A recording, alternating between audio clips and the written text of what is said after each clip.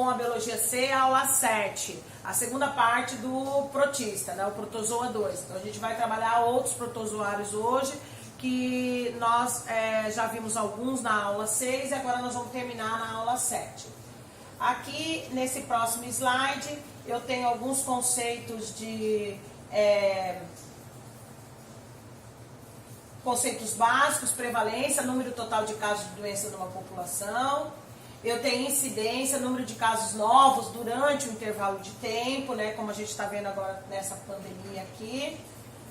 Epidemia, surto parasitário que apresenta uma súbita elevação de incidência. Endemia é um local, é uma patogenia que acontece em determinado local, como por exemplo a esquistossomose, que acontece em determinado local. Profilaxia, que eu devo fazer para não pegar esta doença, são as medidas profiláticas, prevenções. Hospedeiro definitivo, que a gente já viu, que é aquele que abriga a fase sexuada do ser, do parasita, ou o indivíduo adulto. O HI, que é o intermediário, que é aquele que abriga a fase assexuada ou a larva do parasita. Vetor é aquele que conduz, que introduz o parasita em você, como acontece muito com os insetos. E agente etiológico, que é aquele que é o causador da doença, tá? Nós temos aqui a doença de Chagas, esse é Carlos Chagas, né? A doença é ocasionada por um protozoário chamado Trypanosoma cruzi, e o vetor, aquele que transmite, é o barbeiro. No caso, eu coloquei aqui para você o Triatoma infestas, mas tem vários outros insetos do mesmo gênero que pode transmitir isso. Esse é Carlos Chagas, né, o cara que desenvolveu o estudo dessa doença.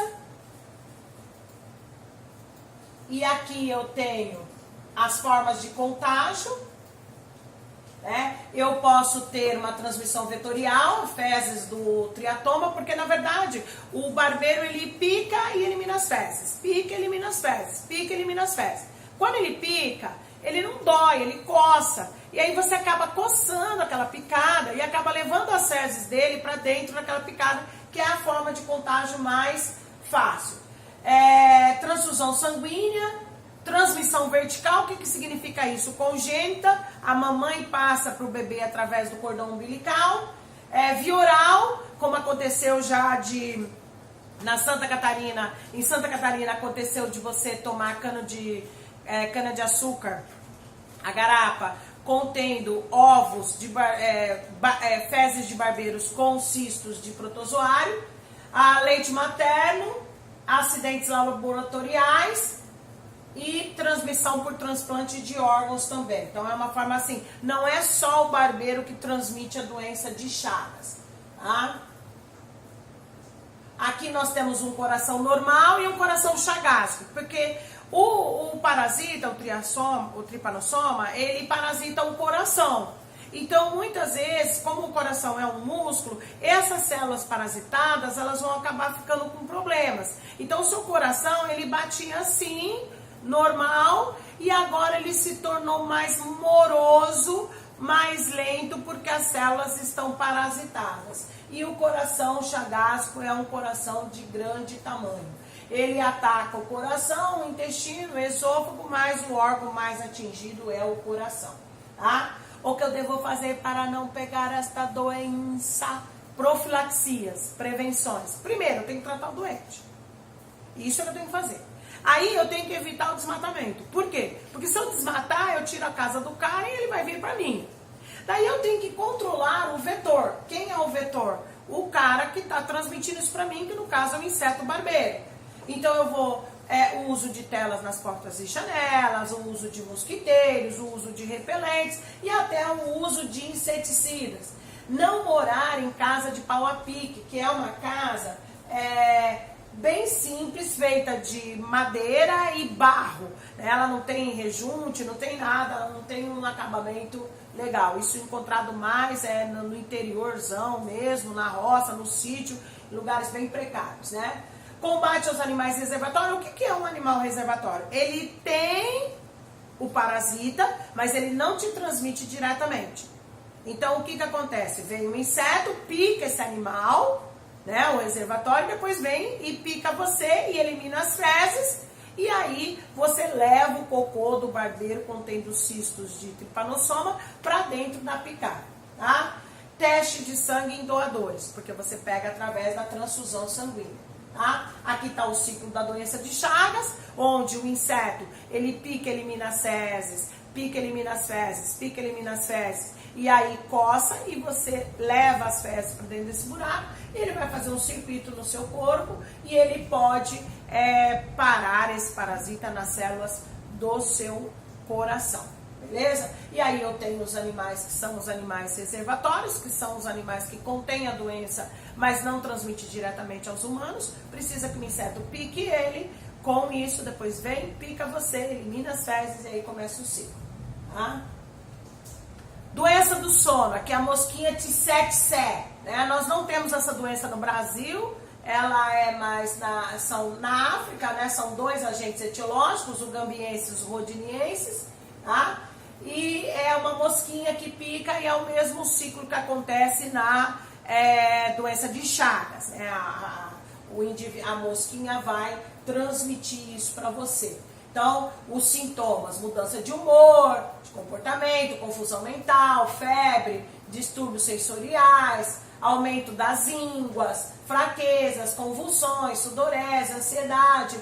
E é assim, ó, ela pode ser fatal ao longo dos anos, porque perceba assim, quando você está dormindo, você está em stand-by, mas tudo está funcionando, mas de forma lenta, de forma amorosa, de forma bem lenta mesmo, tá moroso, tudo funcionando assim.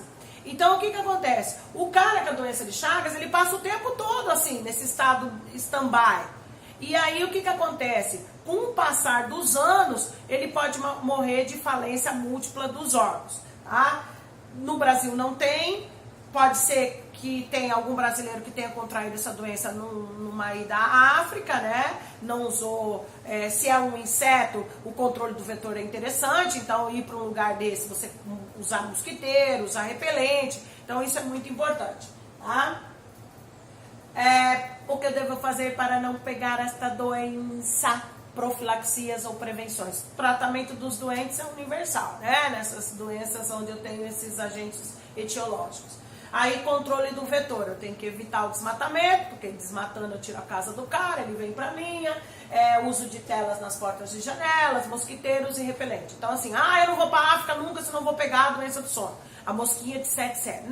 Não é assim. Você pode viajar para qualquer lugar desde que você tome as devidas prevenções, as medidas profiláticas de doenças encontradas naquela região em que você for. Nada disso. A gente até brinca, né? Eu tenho um sono, eu tenho uma preguiça, meu Deus, que morosidade, o que é isso? Foi picado pela mosquinha de tsetse. É um jargão que as pessoas usam para falar isso aqui, né? Leishmaniose ou úlcera de Baru. Ela não era típica de Foz do Iguaçu, agora ela é de Foz do Iguaçu e região, né? Porque ela foi trazida provavelmente por cães vindos de regiões onde essa protozoose é endêmica. Então, o que acontece? Você não pega a leishmaniose do cachorro. Ele é um reservatório. O problema é o inseto, o mosquito palha. Ele é crepuscular, ele é pequenininho, ele voa em saltinhos e a 30 centímetros do solo. Então, ele não tem uma autonomia para voo, assim como um outro inseto. Então, ele é limitado a 30 centímetros do solo, ele gosta de matéria orgânica em decomposição, ele vai reproduzir ali, ele não vai reproduzir na água como os outros, mas é importante você combater a água parada também por conta do Aedes aegypti, que é um outro inseto. E em 2015, em Foz do Iguaçu, foi encontrado um Aedes aegypti com leishmania. Eu tenho dois tipos de leishmaniose básicas, né? Eu tenho a leishmaniose cutânea, que é essa daqui, que causam lesões na pele de difícil cicatrização. O mosquito é o flebótomo, é a fêmea. Ele é conhecido por mosquito palha, corcundinha ou birigui. Né? Ele é bem pequenininho, voa em saltinhos a 30 centímetros do solo e gosta de matéria orgânica em decomposição. Por isso que algumas coisas que nós fazíamos em casa não podemos mais. Por exemplo, restos de alimentos colocados na hortinha. Não. varri o quintal, recolhi as folhas, deixei ela ali no cantinho para secar, porque quando ela secar eu vou colocá-la num saco e aí vou descartar. Não, varreu, recolheu, colocou pro lixo. Não pode mais ter matéria orgânica e decomposição em casa. E nós temos a leishmaniose visceral, que ela já é um pouco mais grave, né? E assim, o Bob pegou leishmaniose. Vamos sacrificar o Bob. Primeiro você precisa ver se o Bob está com leishmania cutânea ou está com a visceral. A visceral, em média, são 2 anos de vida. Mas, enquanto eu fico trabalhando paliativos com o Bob, para ele viver comigo mais um pouco, ele ainda continua sendo um reservatório. Se o inseto vir e picar o Bob e depois vir me picar, eu pego a leishmania visceral, daí ela é letal. Tá? Em 2 anos, em média de vida, a gente tratando só os paliativos. Tá? Então, assim, não é pegou o cachorro leishmaniose, vamos sacrificar. Não, primeiro nós vamos saber que tipo de leishmaniose ele tem. E outra, as medidas profiláticas são super importantes. Então, você vai usar medidas profiláticas no seu cachorro para que ele não seja picado. Então, o uso de coleiras, o uso até de repelentes veterinários usado neles. Tá? Então, mas a leishmania cutânea ou úlcera de Bauru, ela apesar dela ser feia, né, dela causar lesões em pessoas que não procuraram tratamento, ela é mais light do que a visceral. Tá? Aqui tem o ciclo de vida da leishmania, né? A fêmea precisa pegar seu sangue para poder amadurecer seus ovos, então é ela que transmite a doença para você. Tá? O que eu devo fazer para não pegar esta doença? Tratamento dos doentes, não só dos humanos, como do nosso cachorro também. Né? Se eu tratar o meu cachorro, se eu fazer com que o meu cachorro não tenha acesso a essa doença, usando aquelas coleiras repelentes, melhor ainda. Tá? Evitar o desmatamento, uso de telas, uso de repelentes é muito importante. E como ele é um inseto crepuscular, ele pica no final do dia, então a gente tem que tomar maior cuidado nesse período. Tá? Tricomoníase. Tricomoníase é causada por tricomonas vaginalis. Ela pega tanto por relação sexual, como também o uso comum de roupas de banho, né? E roupas íntimas também.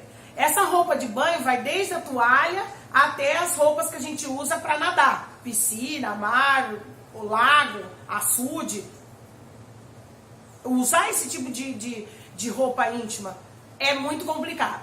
Porque apesar de no fundo dessas roupas íntimas ter um fundinho de algodão, aquilo é para passar um ferrinho. Né? Por mais que você lave, às vezes você não consegue exterminar um protozoário desse. E também cuidado no uso de banheiros públicos. Né? Desde que a gente está na barriga da mãe, a gente escuta: não senta no vaso sanitário, não senta no vaso sanitário, não senta no vaso sanitário, não senta no vaso sanitário. E aí muitas vezes a gente acaba sentando, né, de forma inadequada, e aí você acaba pegando um protozoário desse, tá? E também por relações sexuais, né? Ele causa leucorré, que é a formação do pus, prurido, infecções vaginais e na uretra também, não é só na vagina. Tem tratamento tranquilo, tá? Só tomar medicamento para matar esse protozoário e tranquilo, tá? O que eu devo fazer para não pegar esta doença? Medidas profiláticas da tricomoníase. Primeiro, tratamento dos doentes. Isso sempre, sempre. E eu tenho também fazer uso da camisinha na relação sexual. Porque como ela é transmitida por relação sexual, então ela é uma IST, né? Então eu tenho que fazer uso da camisinha.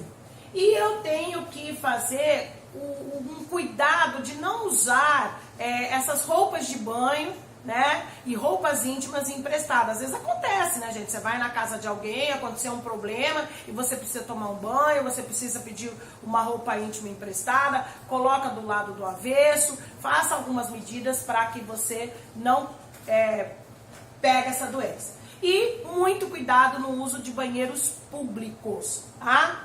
Muito cuidado. Giardíase. A Giardia lambda, ela é linda. Eu acho ela linda, ela é super mega power blaster fofa, né? E ela vai entrar já pela boca, então é alimento. E onde ela mora? No duodeno, aquela primeira porção do intestino delgado logo após o estômago.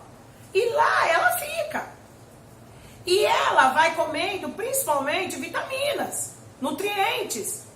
Então não existe um sintoma para giardíase, porque cada um pode apresentar um sintoma diferente. Dentre eles, manchas na pele, né? Mas cuidado com essa mancha de pele, porque ela pode ser por causa de sol, pode ser por causa de fungo. Então quem vai diagnosticar realmente a giardíase é o médico através do exame de fezes. Quando detectada a giardíase, geralmente você leva muito tempo para poder eliminar esse protozoário. O ideal seria você tomar remédio para protozoários anualmente, não só protozoários, mas eumintos de todas as formas, né? Desvermifugar anualmente é muito importante, não só a nós, como nossos animais também, tá? Então, a giardíase diarreia, gases, azia, dor abdominal, perda de peso, fezes amareladas. Agora, esse negócio de fezes amareladas é complicado, né? Porque a gente geralmente não fica olhando nossas fezes para ver que cor ela tá. Algumas pessoas têm essa prática, a maioria acredito que não. Então, como que eles vão identificar essa cor? Elas vão identificar essa cor através do exame laboratorial de fezes, né? O bioquímico que vai fazer esse exame, tá?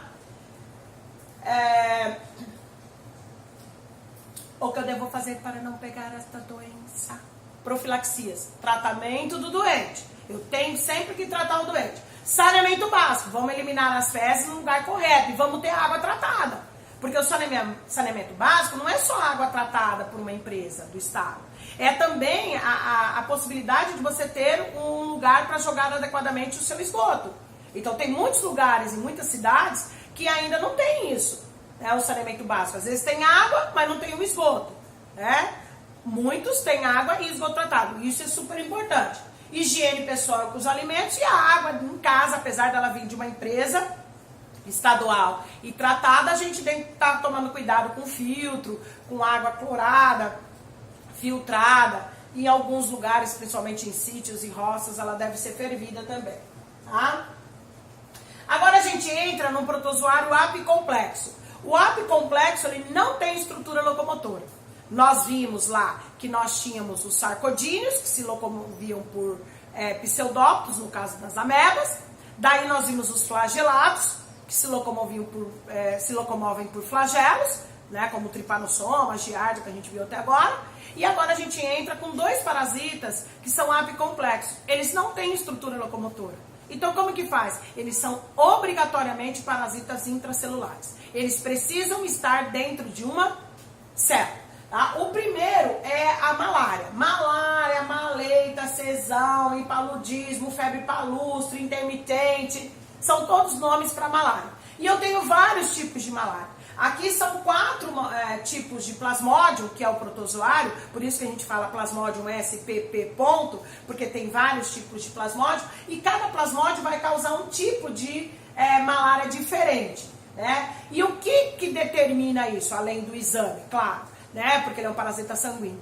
É a forma quanto tempo você leva para ter o sintoma, né? Que é a febre, o calafrio, que é quando ele entra na hemácia. Quando ele entra na hemácia, esse protozoário ele se reproduz assexuadamente, até que ele explode a hemácia. E quando ele explode a hemácia, esses protozoários novos, eles saem para parasitar outras hemácias.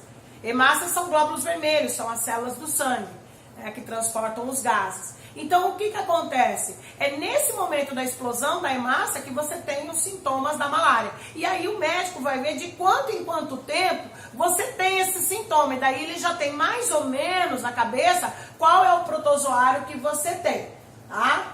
Então, é 48 horas, 72, e aí ele vai confirmar esse diagnóstico através de um exame sanguíneo.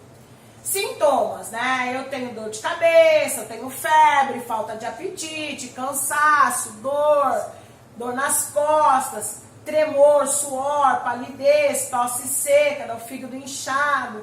E eu vou ter também o estômago, náusea e vômito. A gente tem que tomar muito cuidado com os sintomas, porque às vezes a gente tem um sintoma e aí a gente quer meio que descobrir através do Dr. Google o que a gente tem. Então, muito cuidado, gente. Para fazer o diagnóstico correto de uma patogenia, somente um médico. Tá? O Dr. Google não. Primeiro que se você digitar qualquer coisa no Dr. Google, a primeira coisa que ele fala pra você é que você tá com câncer e que você vai morrer. Então, deleta isso da sua vida. Nada de Dr. Google. Tá? Aqui eu tenho o mosquito anófilis, é a fêmea também, porque ela precisa do sangue para amadurecer seus óvulos. Então ele vai picar, vai transmitir, vai pro fígado, e aí vai, nas hemácias, ele vai se reproduzir e gerar tudo aquilo que eu te falei já. Tá? O que eu devo fazer para não pegar esta doença? Profilaxias ou prevenções. Primeiro, tratamento dos doentes. Como é transmitido por um inseto, então controle do vetor.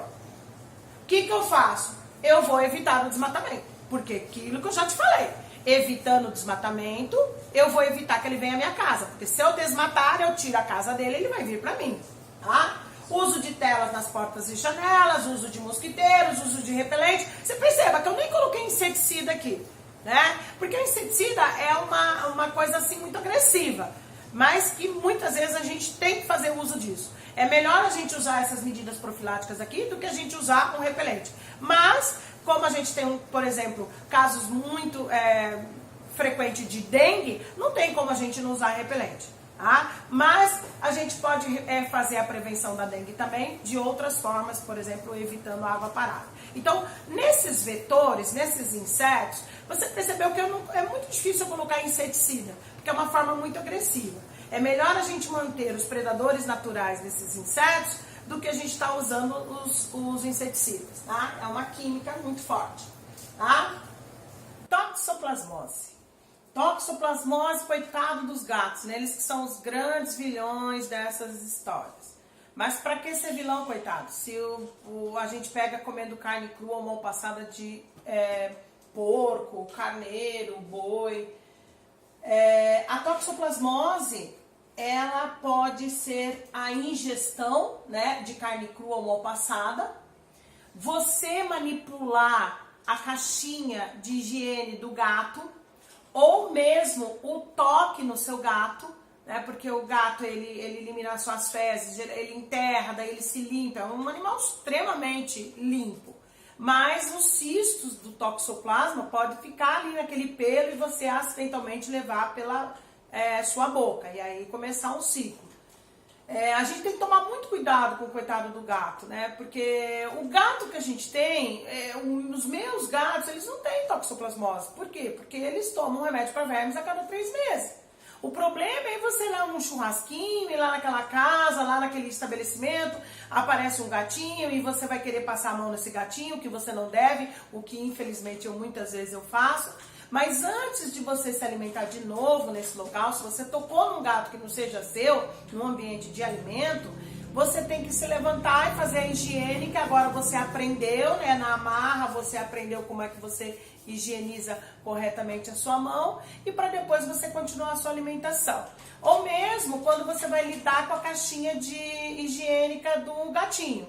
Mas em relação aos gatos de casa, eu não vejo muita preocupação. O grande problema que eu aprendi isso depois que eu vim para cá, para o sul, que eu comecei a ver uma incidência muito grande nisso, é o salame da roça. É o salame do sítio. Esse sim tem uma carne que não é cozida, né? Ela é defumada e aí ele pode ter cistos de Toxoplasma gondii. E nós temos um problema muito grave quando eu tenho a grávida. A grávida também pode acidentalmente ela ingerir esses cistos de toxoplasma e aí passar pelo cordão umbilical, que é o que eu chamo de transmissão, que nós chamamos de transmissão vertical, é materno-fetal. E aí você pode ter um bebê com problemas, não só um problema de visão, né, nascer cego, ou até mesmo a morte. E o leite materno também. Tá? Então a gente tem que tomar cuidado com o Toxoplasma gondii, porque ele gera alguns problemas para nós, né? Então o grande problema é a grávida, porque além dela ter os problemas em consequência dessa toxoplasmose, ela também passa para o seu bebê, tá?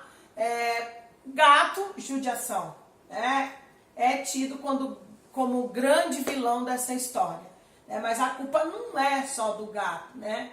Então você não sai, que nem dizem aqui, você não sai comendo fezes de gato, não. Mas é a higienização da caixinha dele, né? É você passar, tocar a mão no gato. Né? Os meus gatos dormem comigo, mas eu tranquilo, porque eles tomam remédio para vermes a cada 3 meses. Agora, sair na rua, entrar em contato com os outros gatos, os meus que são castrados, é um pouco muito difícil. Mas se seu gato é rueiro, gosta de sair, então você tem que tomar um cuidado mais especial com ele, porque os meus comem ração. Muito de vez em quando a carne moída faz uma caça, ela caça uma ave. O negão, dificilmente, porque ele é um panduzão, né? Mas é que nem falam, é gato de armazém, não quer saber, quer a raçãozinha dele e esse é a vida dele. Agora a carne moída já gosta mais de caçar. Então, se o seu gatinho gosta de caçar ratinho, caçar pomba, que eles adoram, aí já é um pouco mais complicado. Então, cuidado no manuseio desse animal, tá? Sintomas. O sintoma geral aqui parece uma gripe. O geral, a impressão que você tem é de gripe. Cansaço, dores musculares, olhos lacrimejantes, uma febre. Então, às vezes você pega a toxoplasmose e nem sabe que tem toxoplasmose, tá? Agora, eu coloquei aqui 3 indivíduos que podem apresentar um sintoma mais grave. Primeiro, aqueles que têm as doenças autoimunes e o HIV positivo, que são indivíduos que têm uma imunidade muito baixa. As síndromes também geram isso. Então, os indivíduos com uma imunidade muito baixa, eles podem ter um sintoma muito mais grave do que um indivíduo que não. As gestantes e os recém-nascidos, que eu já havia falado para vocês. Então, o maior problema da toxoplasmose encontram-se nesses indivíduos aí, tá? O que eu devo fazer para não pegar esta doença? Primeiro, o tratamento dos doentes. Em todas essas doenças infecto-contagiosas, o que a gente deve fazer é tratar os doentes. Tá? Então, lavar bem as mãos, evitar o contato com o gato, ou toda vez que você tiver contato com o seu gato, se o seu gato for roeiro, principalmente, você deve lavar muito bem as mãos, cuidado com a alimentação, evitar estar comendo salame da roça ou do sítio cru, põe ele na frigideira, põe ele na assadeira, põe ele na churrasqueira, tá, né? Porque o cozimento vai matar o cisto do toxoplasma, tá? Então, cuidado com o cão também, né? Que o cão também transmite a toxoplasmose. Tá? Não se esqueça, eu amo vocês, força, foco e fé, e a gente se vê na próxima aula. Beijo!